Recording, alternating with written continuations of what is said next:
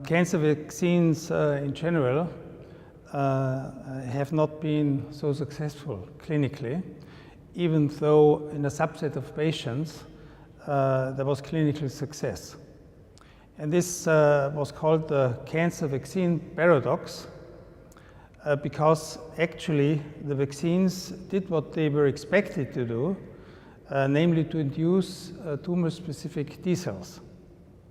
But nevertheless, the clinical results and the clinical efficacy was not as good as one had expected. And melanoma was the model tumor that was chosen because it is a tumor which is immunogenic. And in retrospect, this was the big mistake.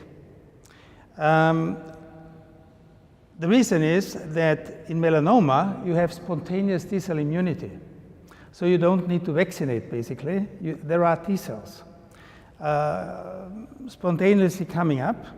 And that's the problem, because the tumor has learned and had a long time and a lot of chance to learn how to suppress and get around the T cells. So this is the major problem. Now we understand that in all tumors where spontaneous tumor immunity is coming up naturally already. And one has learned to interfere with the suppressive mechanisms by the so-called checkpoint blockade antibodies. So if you give checkpoint blockade antibodies to a patient with melanoma, you remove the brakes, so to speak, and the T cells that are already there can be pushed and you get clinical success, not in 100% of the patients. Even if you combine two of the now approved checkpoint blockade antibodies, only 60% respond. So 40% are totally resistant even to that.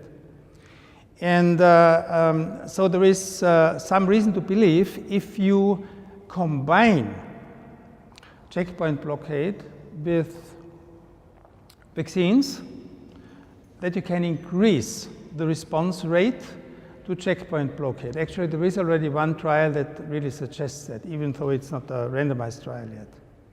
And the question then, of course, is what in melanoma, what about the other 40%? So there is not so much hope that you can treat successfully those patients with vaccination alone, because it turns out that this subset of melanoma patients has a tumor micromilieu, which is a so-called mesenchymal